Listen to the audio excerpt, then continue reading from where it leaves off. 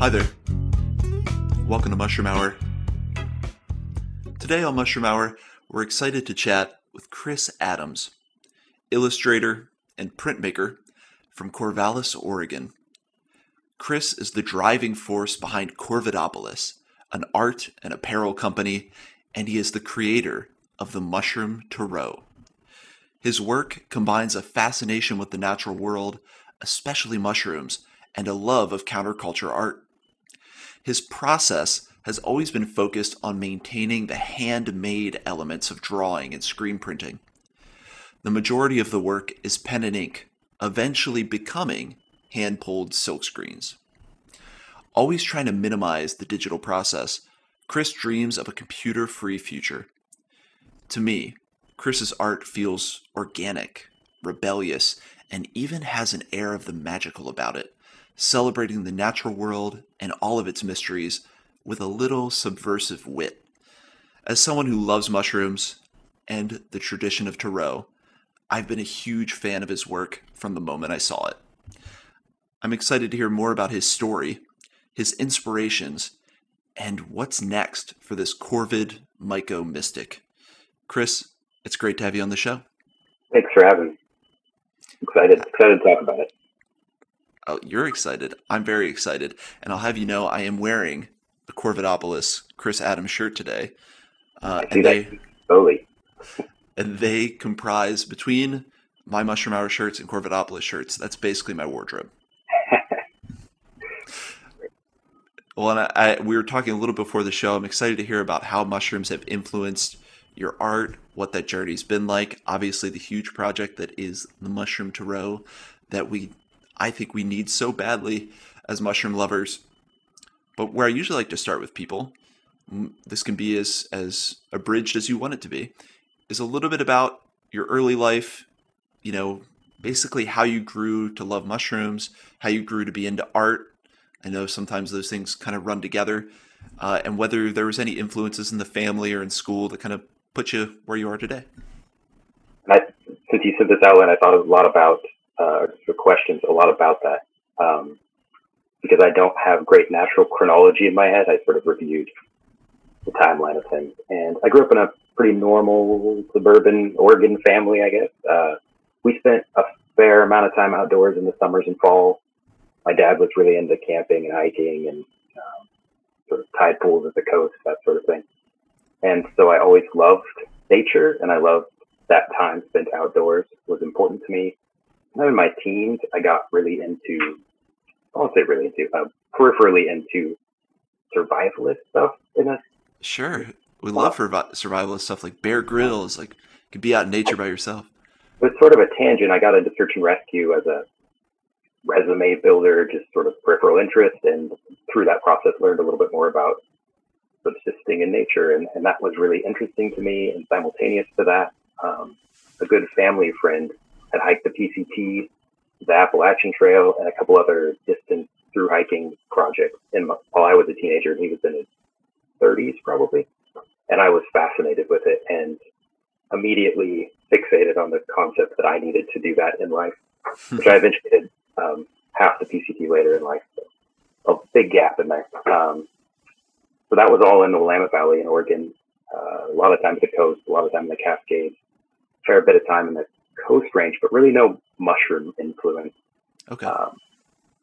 I left Albany, went to college in Eugene, which is only an hour away, and studied architecture. And again, I have a degree in architecture, but that was sort of where I ended my collegiate thing.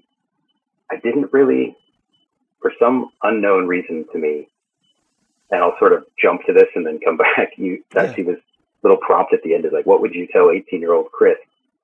And I feel like it's really strange that there's this 5-6 year gap where I didn't really spend much time outdoors. I bike rides and running and that sort of thing, but I kind of cut the forest out for a while. And I'm not sure why that was. Kind of a standard college kid. I don't really know what I was thinking or doing, but at some point, right at the end of college, I convinced a bunch of my architecture friends to go camping. And I remember finding morels right against, like near the Little Cultus Lake out in Central Oregon. And I somehow knew what they were. And I don't know why. Like I hadn't studied mushrooms. I didn't know anything about mushrooms, but something like, oh, that's a morel. And I picked them and nobody else would eat them. But I made a pasta with a white sauce out camping. It was awesome. And then again, kind of mushroom silence. I moved up to rural Washington after college. I sort of eschewed the architectural path of moving to a city and getting a job in a firm. And I wanted to do carpentry to kind of learn the basic skill set of how things are built. And this is sort of my second mushroom memory, is going on a hike in the North Cascades and seeing my first Amanita muscaria in a little dark thicket of trees. I don't remember what kind of tree it was. Yeah. And it was magical. Like I knew those mushrooms existed. I didn't know what they were called. I didn't know anything really, but I saw this thing and I was like, oh, what is that? How have I never seen one of these before? And how have I not been fascinated by this previously? And that really was some kind of spark. I started drawing that Amanita muscaria. I did a little watercolor of it. I don't know what happened to it. And then I did carpentry for a while. I continued kind of messing around in my 20s, doing whatever 20-year-olds do. Spending more time in the woods, though, because I was living in a beautiful place up in the mountains. And sometime also while I was up there, my brother came to visit. And he did a fair amount of hunting for animals. I don't eat meat, so I don't do a lot of gun animal things. But it was a nice excuse to hang out with him. Yeah. And he also, peripherally to that, got interested in hunting primarily chanterelles, but he came up to hunt morels. So we went out in the woods and it took us all day, I think, but we hit a kind of a honey hole towards the end of the day up the Chihuahua River in the Methow Valley. It's really pretty up there. And came home and were really excited and pumped up and cooked them. And he made some delicious, he and I were actually talking about this last week. He made white sauce with morels over some elk steak or something. I don't know what he did. Yeah. And I remember the mushrooms being pretty magical. And that, again, just sort of notched my interest up one level. And then I ended up moving back to the Willamette Valley a year after that, or 2 years. And again, went with him out in the woods. I just sort of moved back. I didn't have much going on. And he kept inviting me to go hunting with him. And then there was this year, I think it's 2010, where I went, he was, what is it called? Scouting for deer, like looking at clear cut before hunting. And it had to have been one of the most epic mushroom foraging years in the last 20 years. I don't know. And there were literally chanterelles lining the cut banks of the forest road. Oh my gosh. Outside of Corvallis, between here and the coast. And there actually were a few seasons in a row that were just magical. And it happens to be that first one that was put me over the top. I was then 100% obsessed with foraging for mushrooms because of that chanterelle foraging trip. And then I went out a few more times with him and did that year. I found my first matsutake that year, I think, but I didn't know what it was, so I didn't eat it. That's sort of like my history infused with mushroom experiences. I loved following you along that journey. And I think you have this connection with the gourmet side of it.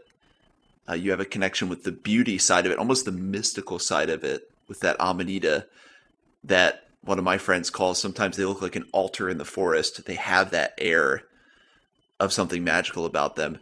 When you eat that first mushroom you forage, that's usually gets you on the path when you think, wow, I can find these beautiful things out in the woods and actually eat them. It's funny because I found myself a little bit in that story, because when I got really into mushrooms, it happened to be like probably 4 years ago now in the Bay Area. We had a great mushroom year. So I was kind of into them before that. But then once you have a year where they're so abundant and they're just everywhere, it's easy to jump into mushroom world and never go back. Yeah. So I think that's an amazing story of how there are these little keystone moments. And I'm really fascinated to hear you were into architecture and carpentry. I mean, you can tell you have a great sense of form and shape in terms of your artwork and everything like that. But to think that you have this backdrop of actual architecture adds another element to the artist that is Chris. And I think it was teenage Chris trying to be whatever I perceived as responsible. I was pretty decent, like teenage student, and I Yeah. had a good scholarship to a state school, and I didn't really know what to do. Like I didn't have a specific drive my whole life, like except art. You know, I've always drawn. I've always loved the concept of being an artist, whatever that meant to me as a youth. Right. But I didn't see that as a path to follow. No one Mm. around me was a mentor that was an artist that said, "You can do it. You know, study art. Go Right. try that out." Right. And I'm not convinced even now that would have been a good path for me. But I saw architecture as this fusion of two things that I liked, which was drawing and math. And so I dove into that. I got into a kind of a hard program to get into, and once I was in it, I was just kind of in it. I'm kind of a path of least resistance person, I think. And so, I like to call it flow, not path yeah, of least resistance. You're going with the flow. Now, I think yeah, a couple other things that helped you, you know, you're in the Pacific Northwest, which mm-hmm, is mushroom hunters' paradise. I mm-hmm, mean, I've heard as much there's a year-round season up where you are. So I guess you probably found yourself in a community of mushroom hunters. Once you got into it, you probably realized, oh my gosh, there's this underground network of people here, or maybe above ground, but there's this whole network of people that are into hunting mushrooms. Did that happen for you? Were you able to connect with a bigger community there? really just a couple friends that are Huh. also obsessed with mushrooms. I know peripherally other mushroom people, mostly through the internet. I Yeah. actually not that tied into the regional or local mushroom community, except knowing them virtually. I would love to be. I find that being self-employed and trying to keep the Corvidopolis art thing rolling, and now having a 1-year-old, I have limited time, and the time that I do get out into the woods, I really love spending alone or with a small group of people that I know that I love hanging out in the woods with them. Right. Right. And that tends to be the way that it happens. I don't really plan that, and it's not that I'm not interested in a larger mushroom community. Right. It just hasn't happened.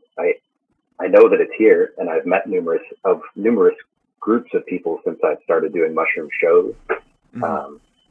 But surprisingly, no, I didn't really tie into that. But I'm also not an extremely sociable person. Not that I'm not like friendly, but I just am pretty. He's hiding in the print shop, thinking about mushrooms and making drawings.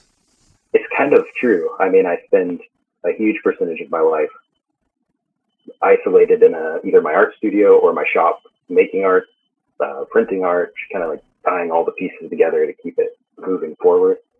And then when I'm not doing that, and while I'm doing that, I'm dreaming of making time to get out in the woods. And then I'm Yeah. out in the woods. those are the things that my time is spent doing. Well, and I brought up the community because, you know, connecting with a myco community for me was a pretty big part of my development. But as I think about it, and as you're talking, more and more the woods has become an area of independence where I go out by myself and I do kind of enjoy being out there by myself. I mean, I do like mushroom hunting with other people, but Mm-hmm. there's definitely a huge part of being out in nature for me or out in the woods where the solitude aspect of it is one of the elements that makes it so special Yeah. in And a it's way. sort of, I mentioned that big gap in my 20s where I didn't go outdoors anymore. I didn't go hiking. I didn't have anything drawing me to the woods, I guess. Yeah. I mean, it's probably there in my head, but I wasn't acting on it. And so I think in my late 20s, having those mushroom experiences was an excuse maybe that I needed to be pulled back in, and pretty quickly became, okay, this is where I want to be anyways. This is a great justification to hop in my little tiny truck and drive into the woods. So, It's a great point, and I feel the same way about my own relationship with mushrooms. They drew me back out into nature.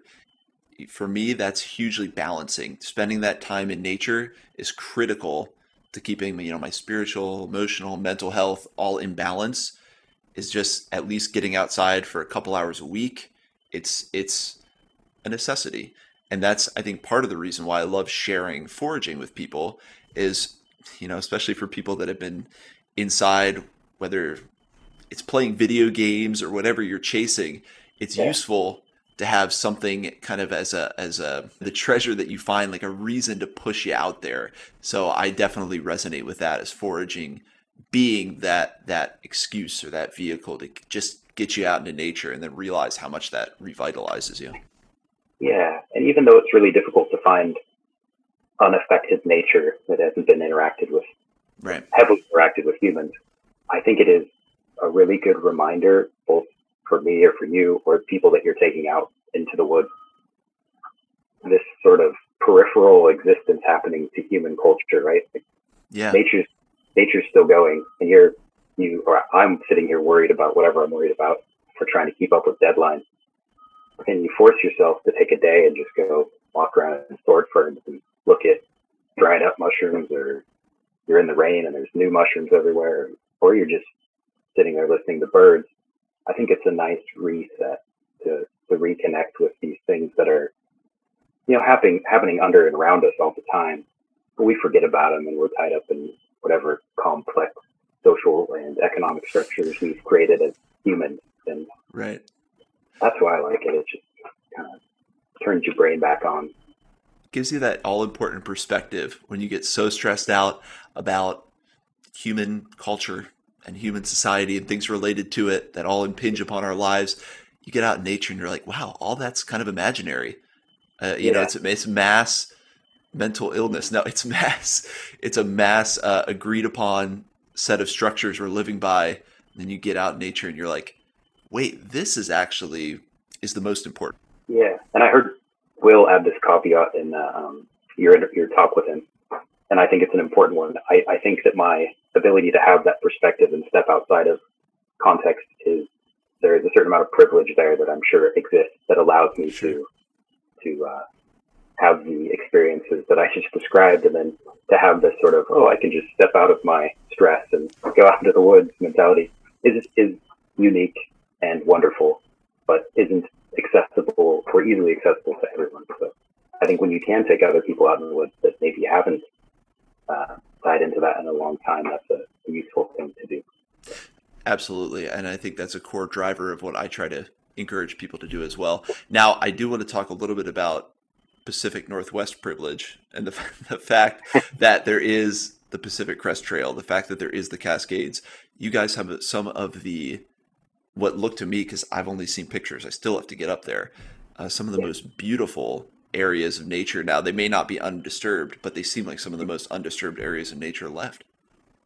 I think, there's definitely some pockets out there, and then there's just tens of thousands, hundreds of thousands of acres of sort of checkerboard national forest, state forest, and logging company property.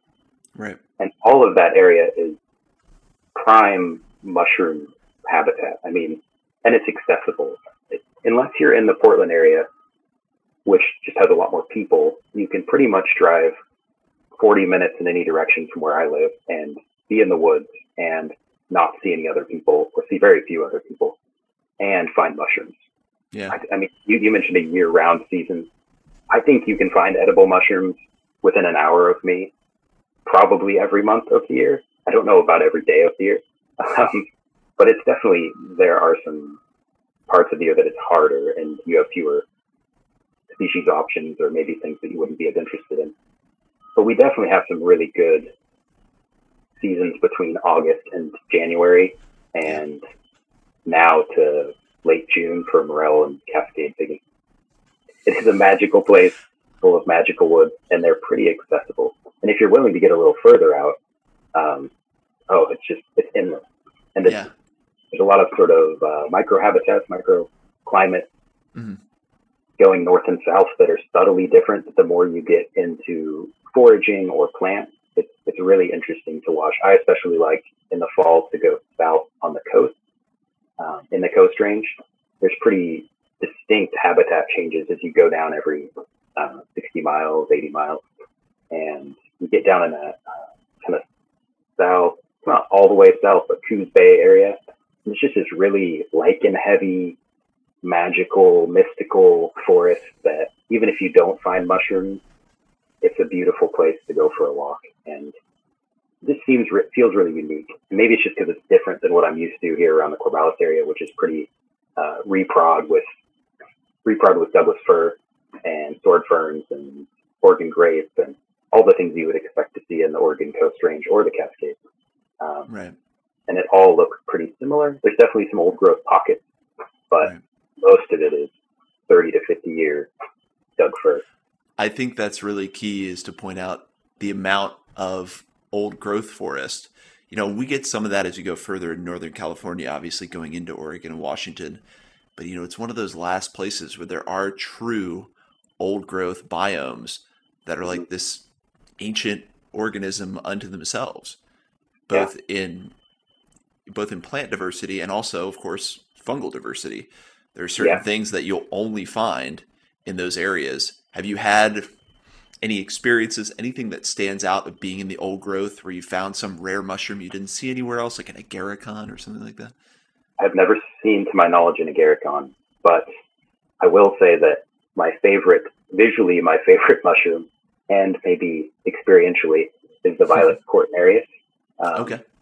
And I think it's because I associate it with bigger forests, older forests. And a few times that I don't think they're particularly rare, but I don't know. But the times that I do see them tends to be in these older forests and these in dark little corners where maybe it's under a 400-year-old mother, what do you call them? Under a nurse log. Back in the little dark elfin cave. And they seem to glow in the dark. Something about the way the light catches the textured purple top. Yeah. Every time I see them, I feel like it's a magical experience. I can't stop. I always lay down in the dirt and I take pictures of them and I just sit there and look at them because they are an otherworldly combination of purples and violets. And they always at least appear to me as though they're glowing in this dark old forest. That setting of that dark old forest, just so rich with hundreds, centuries of life, always makes things seem a little bit more mystical. Yeah. My brain has been going there a lot lately. I would really love to find ways to integrate that feeling more into my art. Most of what I've been doing the last few years is these pretty graphic images of mushrooms or mushroom people or things that are line art that are pretty simplistic.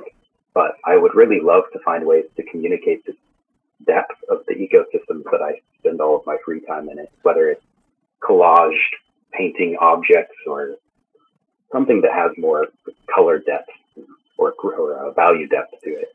I feel like a lot of your work, like what I'm wearing today, the King Bolete, there's the Matsutake, the Morel, I feel like it does evoke some of that sense of being in this older, more mystical setting in an old forest. That's one of the things I really like about your work. So this might be a good time to talk about your inspiration and what has crafted this unique style that you have, maybe a little bit about that progression. Yeah. Sometime around the time I was mentioning those chanterelle experiences, I did start to think of it as a potential reality for me to do art as a living. And at the time I was still doing some design build work, and I built a screen printing press, and I decided I was going to draw things and turn them into prints on paper primarily. And I started just drawing weird things. I had this whole futuristic psychedelic shaman series that I worked on, and a lot of portraits of counterculture figures from the 50s to 70s that I was really interested in. And at some point I just hit this wall where it felt personal, but it didn't feel like a thing that I could communicate in the right way with other people. And I started integrating nature into it and mushrooms into it. One day it happened and I said to myself, why wasn't I doing this from the beginning? I mean, this is where I spend all my free time. Why wasn't it manifesting in my art? It feels so personal. And stylistically, I struggled for a long time, I think, to find or feel like I had found my style. And so I was sort of rehashing other people whose work I appreciated. And there's two that I always say are my main influences. And it's Robert Crumb, or R. Crumb, and Mobius, who's Jean Giraud. He's a French illustrator who's no longer in this world. But I just would look at their work constantly and try to recreate my drawings with one of their style and then the other style. And the more I did it, I was really trying to find something in the middle that fused the heavy hatching and weird 60s counterculture magic of R. Crumb with the really simplistic, beautiful, simple ink lines of Jean Giraud. And at some point I thought about their work less and less and was more and more comfortable with where mine was. And I feel like when I started to integrate nature, I never wanted it to feel like I was making them as products, you know, like I had a checklist of the mushrooms that people were interested in. Like, okay, I drew a morel. Here's my morel thing. I drew a chanterelle. Here's my chanterelle thing. I always wanted them to feel experiential and like they were in the context that I found them in. So I tried to use accurate trees in the background, and I tried to keep the morphology pretty accurate. But at the same time, I wanted them to speak to that interest in the counterculture 60s art stuff. And so I tried to keep this little flame of weirdness in there, you know, that they never were just a scientific drawing or a... There is something funky or magical about them. To me, it harkens to kind of a Tarot, but now that you're talking about a little bit of psychedelia laced in there, 60s counterculture, that kind of makes sense too. And I keep looking down at my belly here because I'm looking at the shirt, and it does have that unique feel. I mean, it's incredibly detailed. I always appreciate incredible detail and realism without being photorealistic or, like you're saying, a scientific drawing.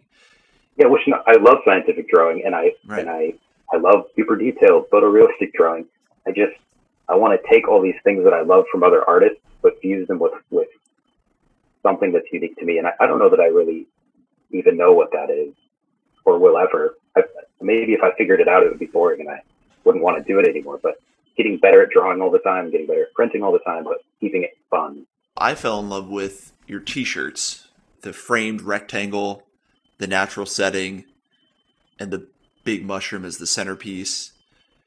Yeah, it's kind of three categories. There's those, which were the original mushroom tarot. And it never really had a direct connection to archetypes or the tarot, but I just did that because they looked like tarot cards. That's what I'm picking. I love that tarot style. So there's two other houses though of the Chris art style. I feel like there's Mushrooms Are People too, which is just kind of 60s weirdness. I mean, right now there's only 3 iterations of it, but in my brain there's a million of them, and it's in it, you know, an expanded collection. And this is our Morel with his almost like cartoon arms and eyes, and a direct interpretation of an R. Crumb famous piece that says "Keep on trucking," and it's got a line of these guys in that same pose. They have big noses and suits on. And then Spore Left is the other one, which is this kind of skull and mushrooms. And those 3 things feel almost like separate projects to me. I try to think about Corvidopolis like have you ever seen that Venn diagram that I post occasionally? Yeah. It says nature and weird, and then Corvidopolis is in the middle. I think that's so perfect. It's sort of predictable, stylistically cohesive collection. Mm-hmm. And then I try to keep my things that don't fit into that Venn diagram as a separate thing. And always talking about art never quite does it justice, but I really encourage people, if you're into nature or you're into weird and psychedelia, which should be everyone listening to this, just go look at the art, the imagery, and the style, you know, that you've kind of made your own. Really resonates, and there's something appealing about it that isn't hyper graphic. I know you said it's more graphic, but it isn't hyper graphic or commercial really. I think it's a cool place, but I'm always imagining what's next. Like how does it get better? How does the printing get better? How does the drawing get better? What can I do to keep my brain engaged so that it continues to evolve? Has your understanding of mushrooms, maybe your increased knowledge of foraging and mushrooms, change your art at all? Did you notice any change in the art you're making as you kind of increased your knowledge base? I think it just continues to remind or like reinforce that I want things to stay morphologically accurate. Mm-hmm. And I want to figure out ways for there to be some mild educational element to it, you know? Right. It's a cartoony morel. I want it to be in a habitat that I maybe found that photo reference in, you know, so that it's conveying some of the reality and the context of how that art is created. I made that video last year. I don't know if you saw that. It said "Made in the Woods," and it was a really quick kind of 1 minute, 2 minute video of me going out in the van, finding a hedgehog in the snow, and then going home, taking that specific hedgehog mushroom, setting it down, drawing it, getting it on the screens and printing it. And it was a really chimerical and not that realistic version of how all of my art is made, you know. I spend all this time in the woods. I absorb all this visual information. And I just continuously want to, even as my knowledge grows, the goal is the same. Keep it weird and keep it fun, but have it be accurate so that it can be enjoyed both by people who just think mushrooms are cool and people who have that same or greater knowledge of the morphology and the technical aspects of mushrooms. So they can look at that and say, oh, that's actually what that mushroom looks like. Now, a quick rundown. What are the different Corvidopolis products? I'm staring at an amazing wood cutout of a porcini that you made is one of my treasured possessions from when we met at the Mycological Society of San Francisco Mushroom Fair. But what are some of the other, what is the Corvidopolis lineup, if you will? I mean, it's primarily, this year I've really tried to kind of slim down the main t-shirt offering so that I can do more limited edition projects. So it's t-shirts, it's silk screens, it's stickers. I just started doing those woodcut originals last year, and those don't exist online. That's really just in person at shows. They might at some point, but that was kind of an experiment. Are you, like you said, getting the audience of people that just think it's cool, don't know anything about mushrooms? Is it mostly mushroom folks? Who are you kind of pulling in when you go to some of these shows? Yeah, it's definitely different with every show. So this year is kind of weird because a lot of them just aren't going to happen. But the kind of hipster craft fairs, I feel like right now is kind of the perfect time for my mixture of the tarot and the mushroom thing. And so the reception is mostly, I think, people who are interested in mushrooms from pop culture, from Paul Stamets or Fantastic Fungi or one of those. So I think it's mostly those people. And then I have, the spore list is like skulls and mushrooms. So I feel like there's kind of people who are just interested in metal art or heavy line work, pen and ink art. But then at mushroom shows, it's really my happy place. I get to be surrounded by all these people that are interested in the same things that I'm interested in and often interested in my art for a million different reasons. I mean, whether they're a forager or they're into psychedelic mushrooms or they're into growing mushrooms, whether they're a chef and they're into gourmet mushrooms or they're a taxonomist I mean, there's a million different reasons people, like we said earlier, people are interested in mushrooms. It's just this weird community family of people that are brought together for the central subject matter, but from a million different vectors. And that's fascinating to me. I actually just went to the Northwest Tarot Symposium in March, and being kind of on the periphery of tarot and more interested in mushrooms and illustration, it was a similar experience and just a wonderful group of people. There are times like that when you go to a show or an event and it just feels like I'm in the right place.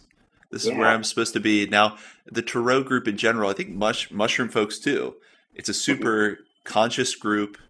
It's, people that are sharing in something that is so deeply ingrained in their lives for whatever reason. When people get into mushrooms, no matter if it's for gourmet or psychedelics or cultivation, it like burrows in or inoculates their being, and it has such this deep personal relationship where then when you get in a group of people, there's like this palpable energy of everyone sharing like this whole side of themselves that we all share, but from their different viewpoints. And I would imagine tarot is much the same way because, working with tarot and even just doing readings at home or with your friends, it becomes this really personalized thing. So I guess what got you thinking about tarot and applying your awesome art to tarot? Was it at first just the art style that appealed to you? Because I love the style, or was it like you used tarot, or how did that get going? Yeah, like I was saying, the shirt you're wearing and the first three of those, which was Chanterelle, King Boley, and Morel, I just made because I like the visual format, the context of the tarot card. I really don't have a huge amount of personal experience with tarot, and I don't know why that is. I definitely have friends that use it as a tool. I grew up in a pretty religious family, so I think it was always kind of on the outskirts of my reality. I understood it from the Eastern European woman in a British murder mystery telling somebody's fortune in a caravan. I didn't really understand it outside of that. We were actually talking about this last week, my wife and I. I was fascinated with Canterbury Tales as a teenager when I read that. It's similar, and there's this really interesting similarity between that and the major arcana of these human archetypes that seem irremovable from the human condition. I mean, they've existed. Chaucer was one of the first recorded English authors. Yeah. We have record of, and that still rings true. I mean, the archetypes in that, to me, are as adequate and applicable as the major arcana. So it started with this visual interest, and when I launched that Majors deck last year, which was had been in the works for, 3-4 years, then I sort of, like I was just saying, got launched virtually into this subsect of the mushroom community I was in virtually, of people who are interested in tarot and mushrooms, or just tarot or just mushrooms, and realized that there were all these applications and reasons that people use tarot that were unknown to me. Yeah. And then the more people I met and the more I learned about the structure and usage of tarot, it felt like I had more of a personal connection to it. And the book I used as reference for that first one is called The Spoken Kabbalah, and it's by this guy named Jason Lauderhand. He's no longer living, but he's from San Francisco. And it's a Kabbalist usage of the major arcana as a linear progression through self-enlightenment. So sort of the Fool is the beginning of looking inside, and the World is the end when you've gone inside and come back out. And I found that I have a pretty logical, rational, linear brain with just fringes of weirdness.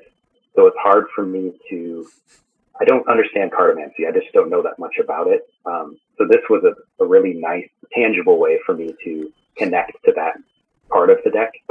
And it was kind of my entrance in. And now I feel like I have all these different appreciations for different usage of it.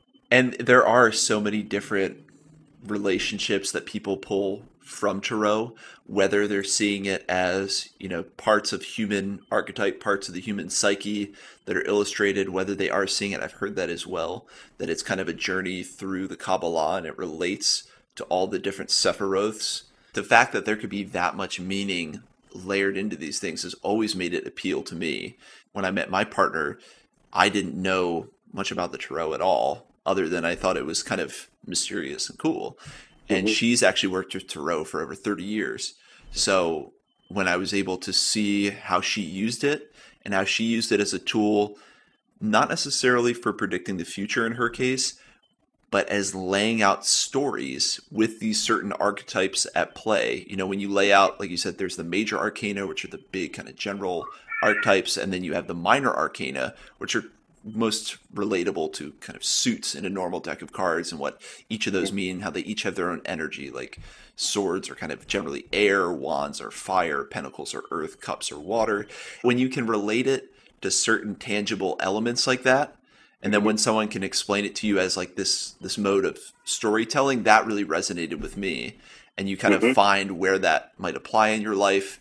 And I've always said, whether it's mystically tying into me in particular, or if it has enough general archetypal information that I can pull useful reminders from it, no matter what. So basically, whether it's more magical or more mundane, I think there's a lot of usefulness in those symbols.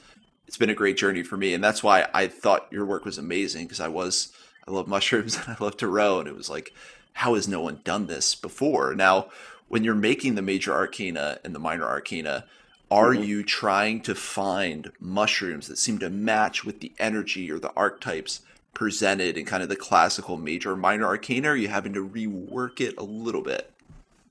So the major, yes. When I made that, I did one a day, if my memory serves correctly. And I would use that book and I would open it to that archetype and I would read through this book is in the format of an interview. So people ask questions about that and then he goes through his observations of it. And then I would I have sort of a standard Rider-Waite deck, and I would have that card up there, and I'd have this reference book. And then I would just sift through my thousands and thousands of mushroom photos and kind of ruminate on my species that are important to me. I tried to keep it personal so that it felt authentic. I initially was thinking, I have to write a description of the Rider-Waite interpretation of the major arcana. I don't know anything. How am I going to do that? And then I just started writing my observations of how I interpreted the archetype and why I chose the mushroom I chose and my relationship to that mushroom. And that felt real. It felt like an authentic description of the project to me, and not like I was trying to rewrite somebody else's. And for the miners, I have just chosen mushrooms that fit the suit. The easiest one, because it's pentacle earth. That's the earth. That's the earth, right? Earth star is the astrum, So I've been thinking about that since I did the major a year ago. Well, that one's done. Cup fungus has Hesizaceae, like the cup fungus family, or genus. That seemed like I had to figure out a way to make that work because it is a cup fungus family. And I am not doing each individual course. So that's the whole suit is that genus. And then the two that were hard were wands and swords. But I had two genuses that I wanted to integrate, and that was cordyceps and psilocybe. I spent a couple days actually kind of reading more about those two suits, and then I paired them accordingly. So the wands are cordyceps and the swords are psilocybe. And I saw that on one of your more recent posts, and I thought those two in particular, because mushrooms morphologically, wands and swords are a pretty easy match for so many different mushrooms. I think you picked obviously potent ones that, in terms of cordyceps and psilocybe and their effects on people, but also I feel like they did match the energy pretty well. Like cordyceps have that fire to them. They oxygenate your blood. I mean, the color is orange. So they do seem a great fit for that kind of wand, fiery. And then, psilocybe is interesting because a lot of messages about swords are, cutting through the BS sometimes. So it's kind of like that piercing element. So I thought those were really inspired choices.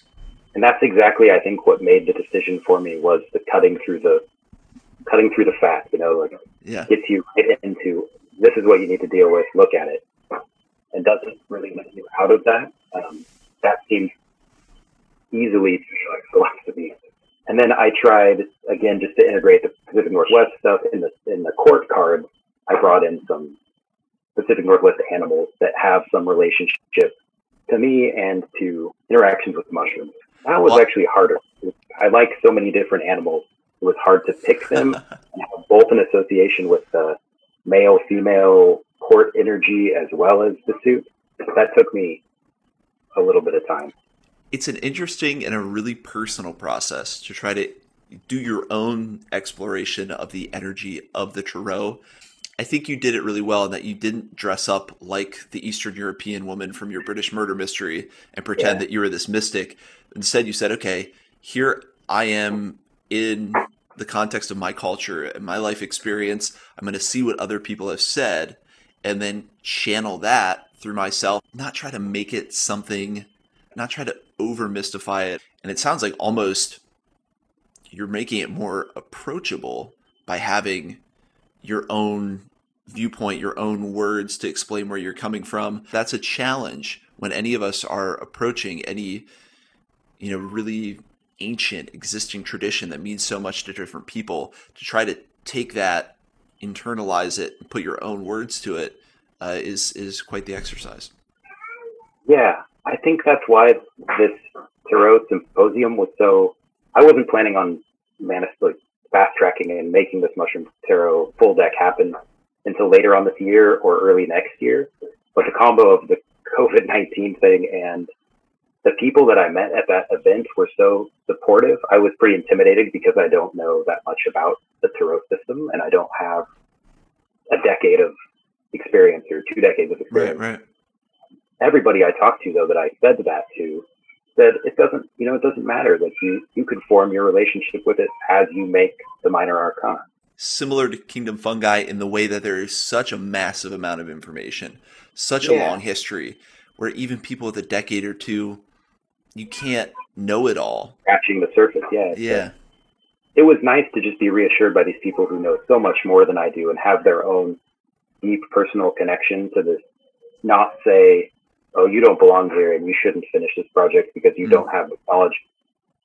Every single one of them said, it's okay, figure it out as you go through it and form that relationship as it evolves.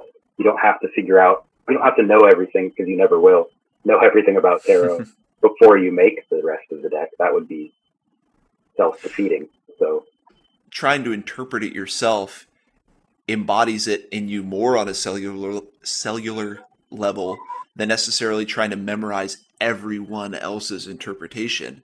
And Yeah. that's really a true mystic's journey. And I'm going to steal words directly from my partner, Shakti. A true mystic's journey is to make your own tarot deck.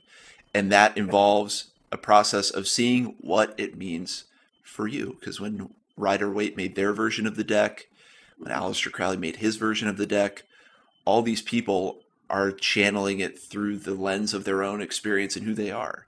You know, they're not trying to retread what someone has said before, because that wouldn't be a new, unique retelling. So I think you're referencing enough to pull the energies that are behind this and then putting it out in your own way. Everybody, the more I talk to people about their spiritual connections to systems like tarot that previous in my life, I think seemed pretty foreign to me. Right.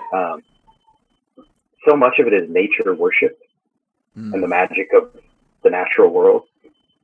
And I wonder, why would that seem foreign to somebody who spends all of their free time in the woods and the rest of their time ruminating on what they saw, spending time in the woods? You know, that is, if anything, nature worship. Maybe it's my pretty Western Christian background as a youth that makes my brain feel like there's something inexplicable or unreachable about all those worlds. I don't have a way to think about it, so it feels like I don't belong there. But then the more you meet people in those areas, you realize, well, that's perfectly natural. Like, everything about that makes sense to me. It's not that far out.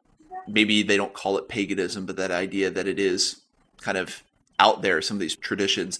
But then as you grow up and you actually engage with them, you realize it's more about bringing divinity right here. It's about celebrating this amazing natural world and the magic and the archetypes we find. And it's less about projecting it out as somewhere way up above us, but that it's all around us. So I think it's really interesting you draw that parallel, because I think an appreciation for mushrooms and an appreciation for nature has become really one of the hearts of my own spirituality. And spirituality is such a general term. It's like the paths are many, the goal is one. Get connected any way you can.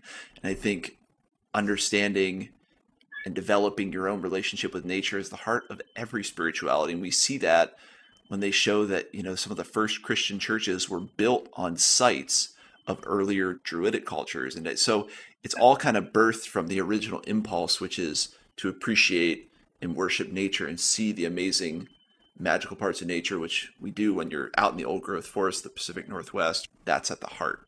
I think it's unfortunately absent from a lot of more structured contemporary religion.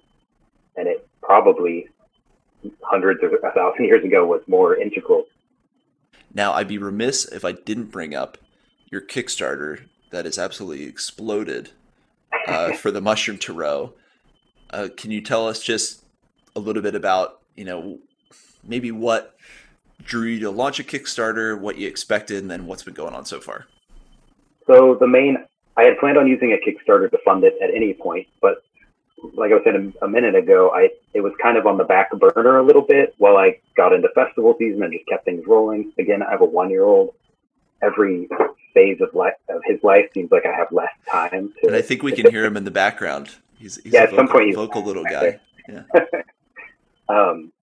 But then the COVID-19 thing happened, and pretty much all of my festivals from April to September are now gone. So which is a significant portion of my work. Yeah. And so I thought, well, what do I do? And I had this project in my brain. I've been thinking about it for years. I also, I should say, had help from a woman who works at Kickstarter who is a tarot aficionado, and I think she's the director of music there. Her name's Meredith Grace, and somehow randomly got the first Major Arcana deck and has been following the account.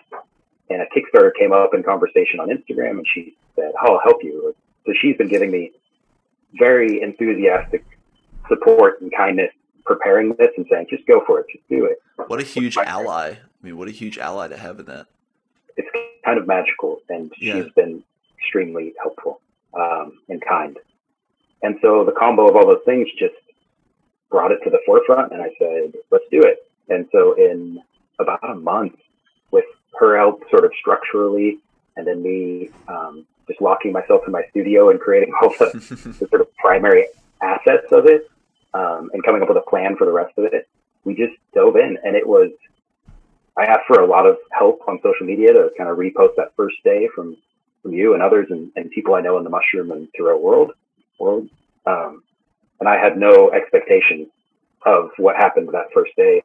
And it's kind of got me on my heels still.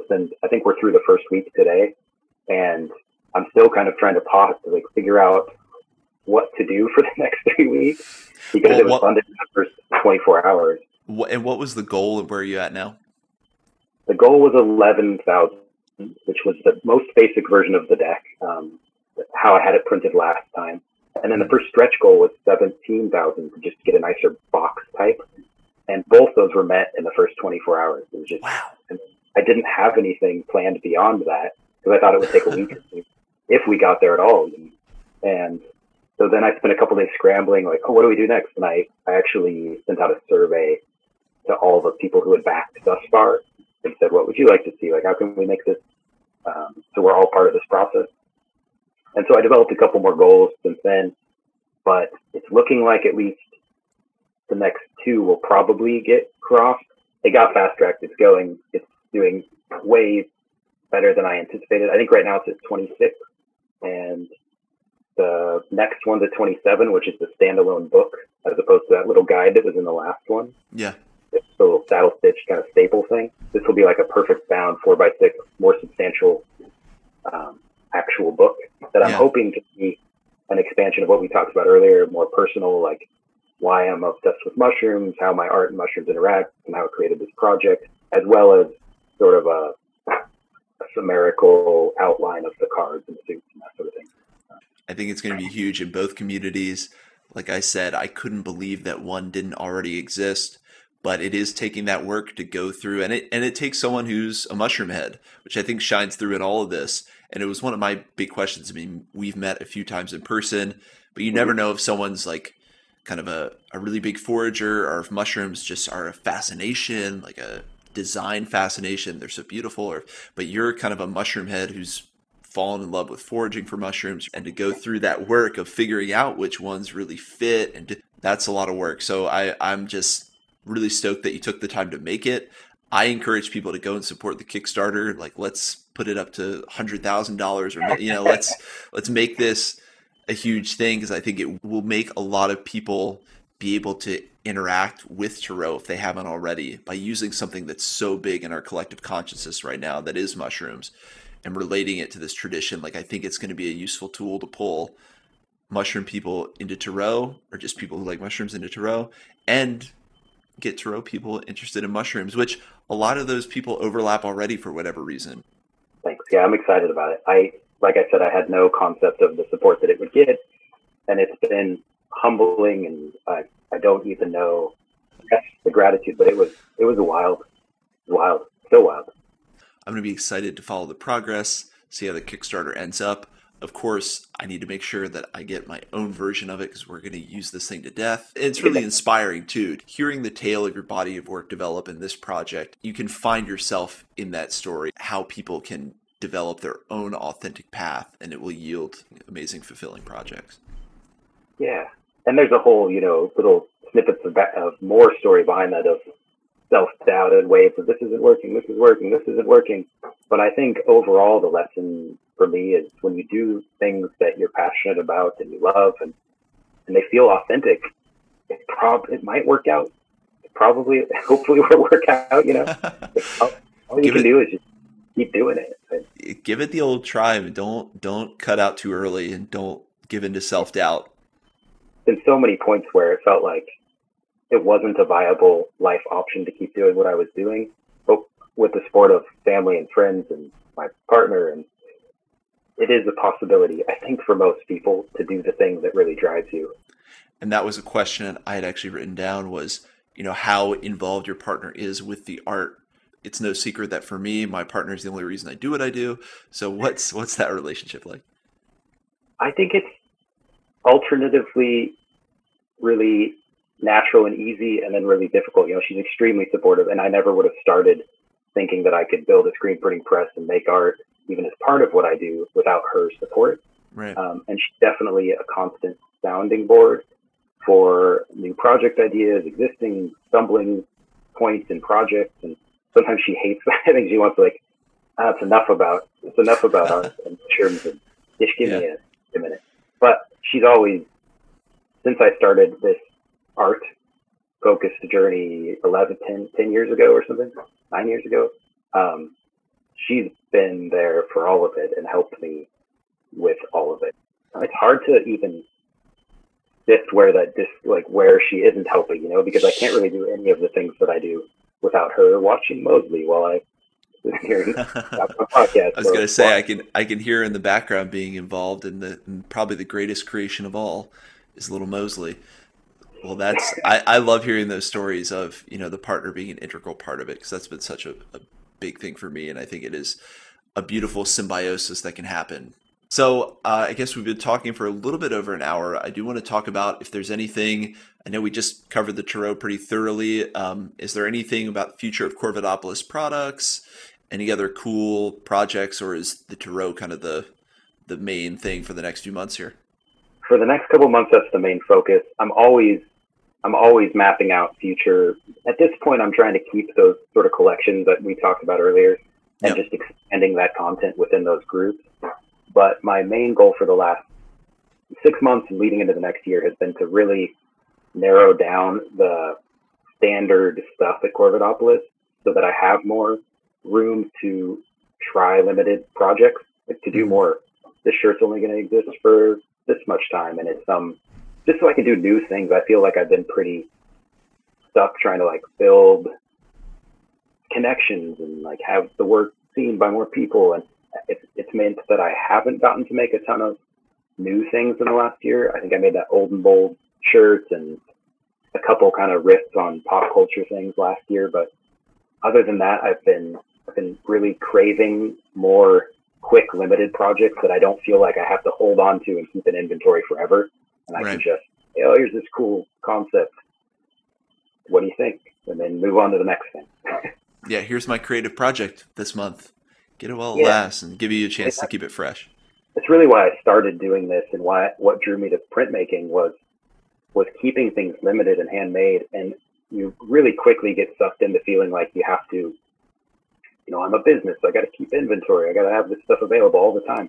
Right. And I'm constantly fighting that, but wanting also to have some sort of a standard recognized stuff that's unique to Corvidopolis. But I started this whole process making these strange prints on paper with funny prices, so it was hard to buy them. Like I was an anti-business person for 5-6 years, and then at some point I was like, I don't know, is this what I want to do for life? Am I going to make this work, or am I going to keep making it weird and difficult? And where can people where's the best place to find all the Corvidopolis good stuff? Because you've got a bunch of social accounts and everything. Yeah, so right now it's pretty much Corvidopolis and Mushroom Tarot. So Corvidopolis.com or MushroomTarot.com are the two main locations. There's some wholesale locations floating around the U.S., but I think they're all, right now we're in a weird time, so most shops are not rocking. Yeah, those two websites is the main thing. And then I try to do every year the Telluride Mushroom Festival, which is amazing. I think you and I have talked about that before. It's super unique and really rad. And then a bunch around the West Coast in the fall, and then just craft fairs around the West Coast. I try to post information about those as I do them. But the website's the main thing, Corvidopolis.com. Perfect. We're going to link all that up in the show notes. And I am hoping that despite all this craziness, a lot of the mushroom festivals can continue unabated, that all this is over before then. I hope so. I'm still holding out to hear what they're doing with the Telluride one. It sounds like it might go virtual. A couple final thoughts I like to ask all my guests. Some big questions, some not so big questions. What is no, they're all big questions. What is a mushroom that comes to mind that you really love, and why? And this doesn't have to be a favorite, but just a particular mushroom you love and why. Leave us with a little myco inspiration. I think it would go back to the Violet Cordinarius. I mean, every time anybody asks me, what is your favorite mushroom, or what is the mushroom you feel most connected to? Something about that experience of seeing them and where I tend to see them, and it's always in the Oregon Coast Range, and it's always in these older stands of trees. It just is magical to me. Another one, so I can say a different one than the one I already said, is Matsutake. Lately, it's become my favorite mushroom to forage for. Really? And you can find them in the Cascades and the coast, but I tend to go to this one area, not a specific location, but like a general area on the coast that I talked about earlier, that's a little south and it's a different habitat, and it's just different than what I'm used to seeing when I go out and pick mushrooms on the regular, and so I associate it with these heavy, licheny, mossy, beautiful forests. That's my other one. And they're pretty striking when you see that pure white popping up from pine needles, and then you get hit with that smell. And these are mostly out of like sandy, duny soil and moss. It's like they're magical little mushrooms. I like them a lot. And the life stages of them too are really cool to see. Last time I was out there, I was down on my knees scraping out a little area, and I cut a couple of them, and I stood up and there was a stag, a black-tailed deer, just, 12 feet from me. Wow. And I had our little dog with me, and he didn't make a noise. And the deer didn't make a noise, just stared at me, kind of snorted, and then walked away. It was weird. A little deer medicine. Now, what would you tell an 18-year-old Chris? Knowing what you know, where you're at, what would you encourage an 18-year-old Chris? What would you share with an 18-year-old Chris? I thought about this when I saw it on your list last night. I feel like so many of the experiences, positive and negative, led to where I am now. It's so hard to know. What advice do you give a young you? Just that I think I would share that, nature is important, and it's okay to love drawing. It can be a viable thing to spend your time doing. Yeah. It's hard to see that you see all these standard trajectories, and it's hard to pick one that's a little less standard. But it's a big theme I get talking with people, in the mushroom world, whether they're artists or otherwise, that generally you're finding a non-traditional path, and, trailblazing or finding your own way. It's always a leap, in a sense, it's always a leap of faith. Especially if you're really on the more adventurous path, you might do something that no one's done before, very few people have done before, and you got to find that will to be committed. So that's a great one. But I see what you're saying. You're like, I might not tell 18-year-old Chris that much because I want him to have all the experiences I had. And even the bad, the maybe not the most positive decisions led to got some good memories. Yeah. Lessons learned. And then as kind of a follow-up to that, what is the lasting impact you hope that your work makes? I think that looping back to those artists that I see as invisible mentors of some sort, mm-hmm. I think I just want to feel like I spent my time doing something that's left behind and inspires people to think a little differently, like to get outside of these standard vectors of thought, maybe appreciates the weird and the strange things a little bit, as well as the natural world that's around them. I don't think about it a lot, but I think that if I were to encapsulate it, that would be it. If we're going to encapsulate it, Chris says, be weird and love nature. Yeah. It's a great tag. Yeah, that's a good tagline. Done. There we go. Well, Chris, it has been an absolute joy talking to you. You already know I'm a huge fan, and this was just a pleasure to hear more about your story. So until next time, and maybe I know that we have a trip up to Oregon in our future, but let's plan on doing that before too long. Thanks so much for having me. This is really fun.